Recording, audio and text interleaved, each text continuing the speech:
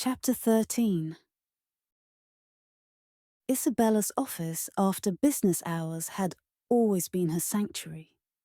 The rhythmic hum of the cleaning equipment in the distance, beginning its nightly rounds, provided a soothing white noise, punctuated occasionally by the soft thump of the janitor's cart hitting a door frame.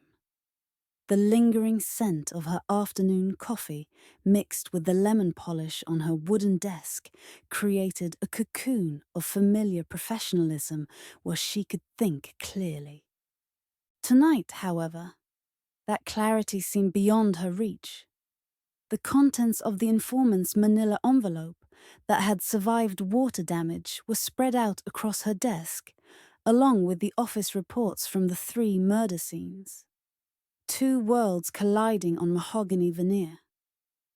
Her desk lamp cast a pool of warm light that didn't reach the room's corners, leaving shadows that seemed deeper than usual. She massaged her temples, a migraine in full force after hours of trying to reconcile the irreconcilable. The gentle knock on her door made her jump. Her hand instinctively swept the most obviously supernatural notes into a drawer. The metal scraped against wood as she pushed it closed too quickly. Damon stood in the doorway, holding 2 cups from her favorite coffee shop. His usual boyish face looked drawn with worry. His typically perfectly styled hair slightly disheveled. The blue glow from the corridor's emergency lights cast him in an otherworldly light. Forgoing the small talk, he placed 1 cup on her desk and settled into the chair opposite her. His eyes briefly scanning the chaotic spread of papers before focusing on her face. The chair creaked softly beneath his weight. "Still haven't slept?" Isabella managed a thin smile. "Thanks for the coffee." Their familiar interaction felt surreal after everything she'd discovered today. Steam rose from the cup, carrying the comforting aroma of quality beans. "You're going to have a few choice words for me, but it's decaf." Damon's normally carefree expression was replaced by uncharacteristic concern. "I'm worried about you, boss. You've been avoiding the office, sending cryptic warnings about my safety, and generally acting like someone in a witness protection program." His attempt at levity fell flat, and concern bled through. The sound of a distant door closing echoed down the empty corridor outside. "It's complicated," Isabella murmured, cupping the not-quite coffee with both hands and seeking warmth. The cardboard was hot against her palms, grounding her in the present moment. "Yeah, I figured that out when you told me to sit in a public cafe for 6 hours yesterday." Damon leaned forward, elbows on his knees, making him look younger than his 25 years. The overhead lights had been dimmed for the night, leaving his face half in shadow. "Oh shoot, I'm so sorry. I forgot to follow up with you." He brushed off her apology impatiently. "Isabella, what's going on? Is this about the murders? Are you in some kind of trouble?"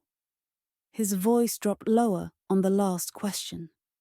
The genuine worry in his voice cracked something in Isabella's carefully maintained facade. She'd been holding herself together through sheer will and adrenaline since witnessing that first transformation, compartmentalizing the impossible alongside the merely terrifying. But here, faced with Damon's unguarded concern, her composure began to fracture. The weight of everything she'd learned pressed down on her like a physical force. "I don't even know where to start," she admitted, voice barely above a whisper. She set down her drink, hands trembling slightly. Outside her window, a helicopter's distant thrum provided a momentary distraction. "The beginning usually works," Damon suggested with gentle humor, though concern remained etched in his expression. His fingers fidgeted with a pen from her desk, a nervous habit she recognized from complex cases.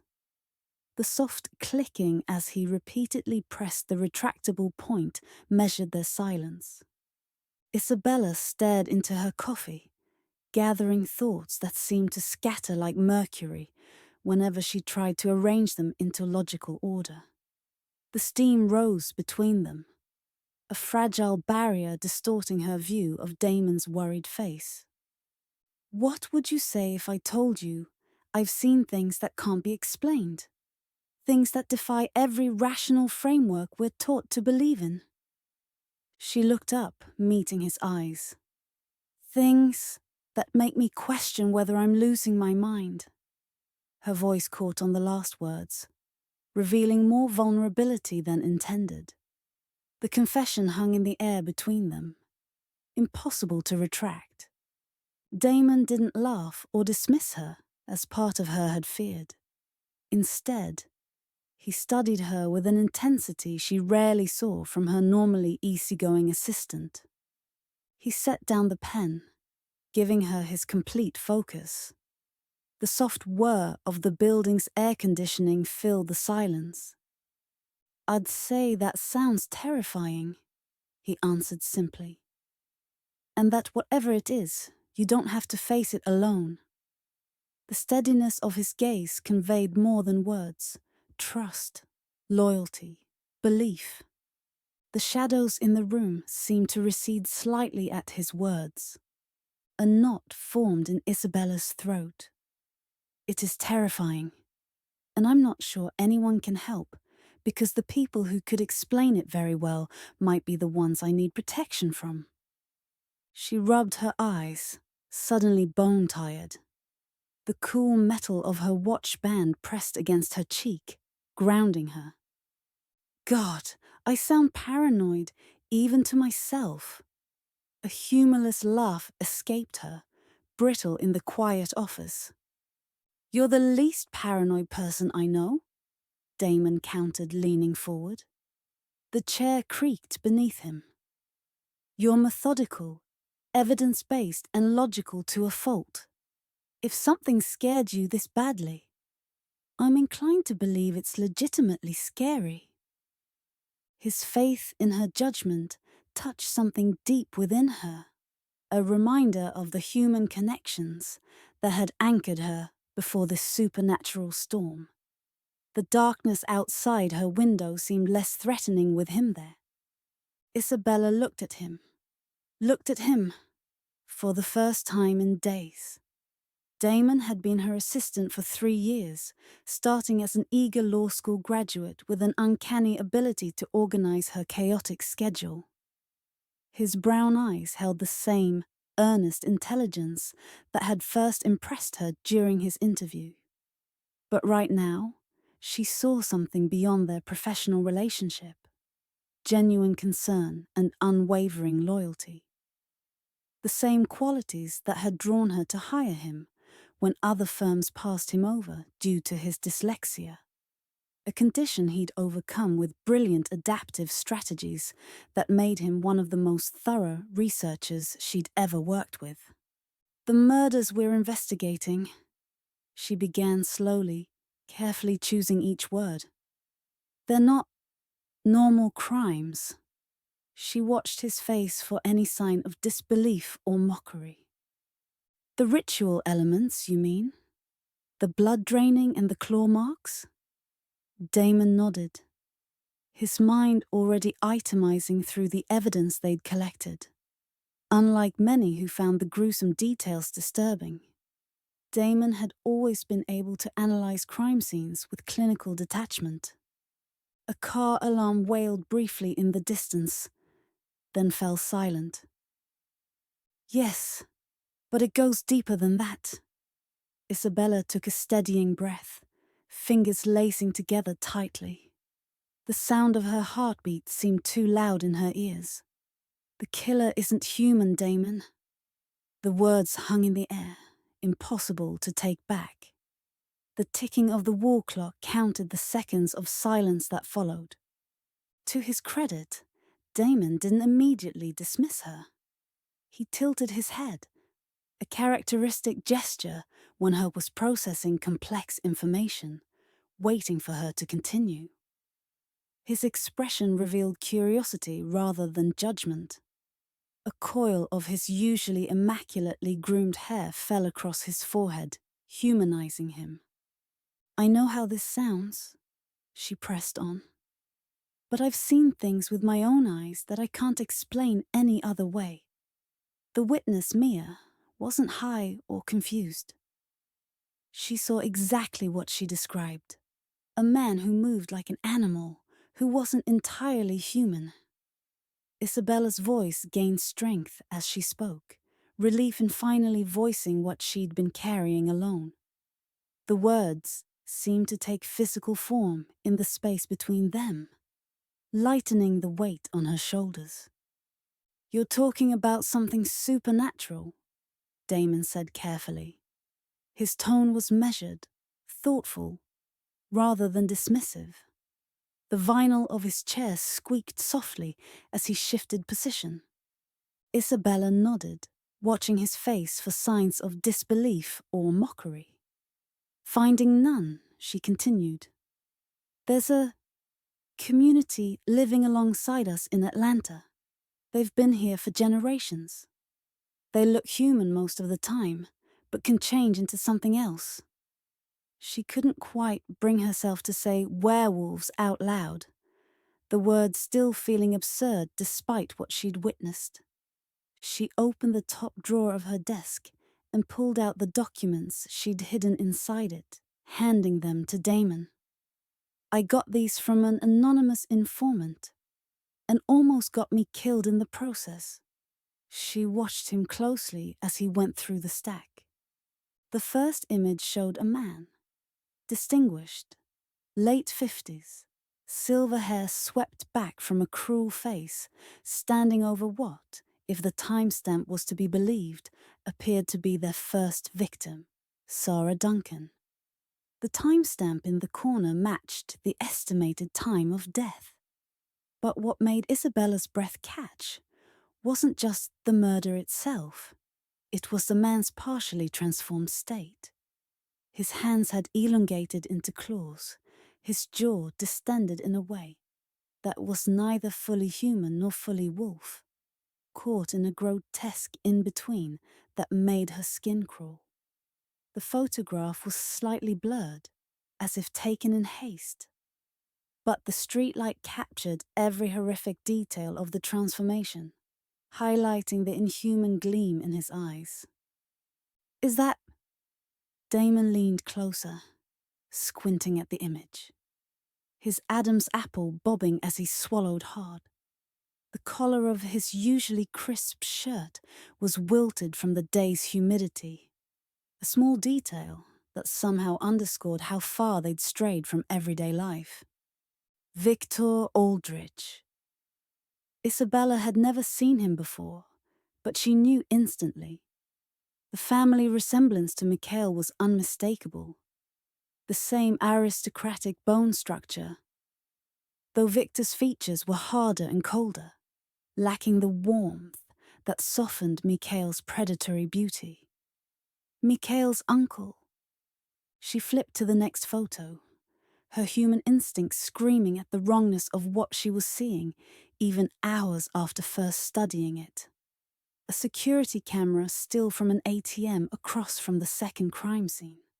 Again, Victor Aldrich, this time fully human in appearance, his eyes catching the light in an unnatural red glow that no camera trick could explain.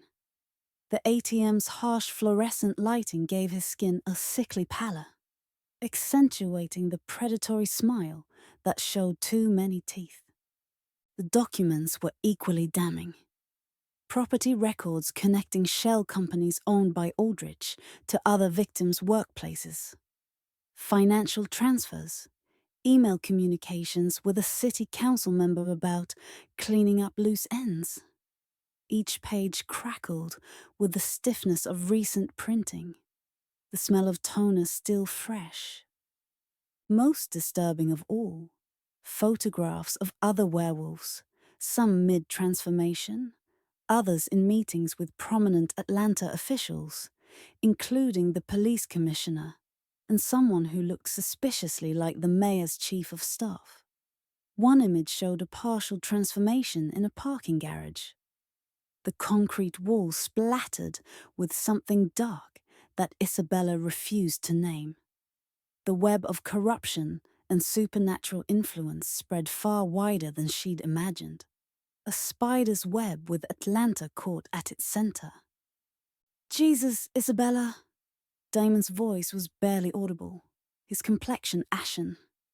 "This isn't special effects, is it?" "No, it's not.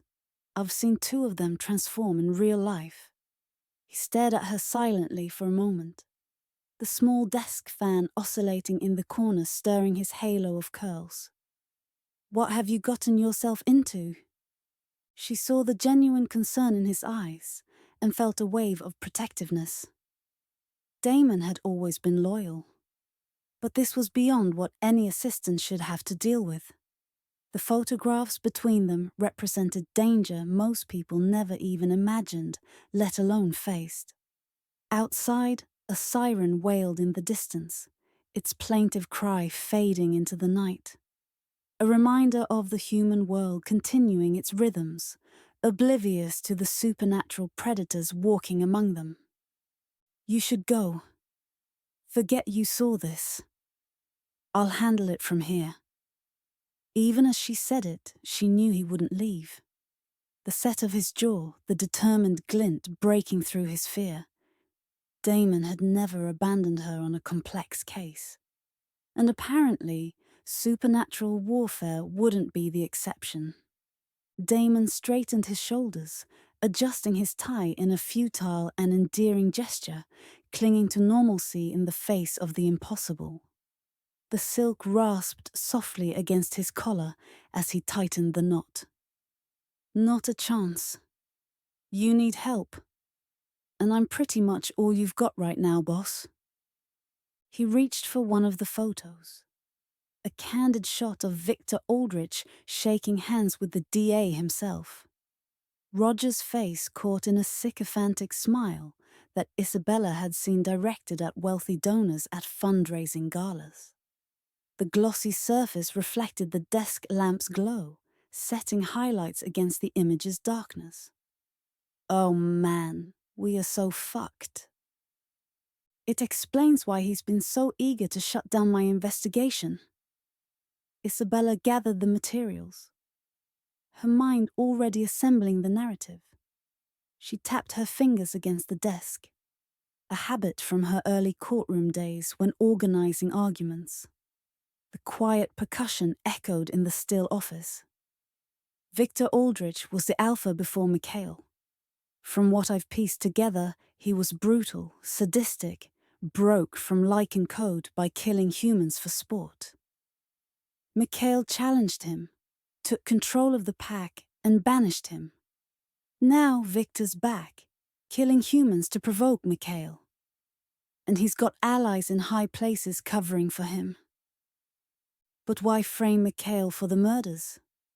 Damon frowned, a vertical line appearing between his brows as he tried to apply logical motives to a world operating by rules he barely understood. Double victory. He gets revenge on Mikhail and creates chaos in the pack.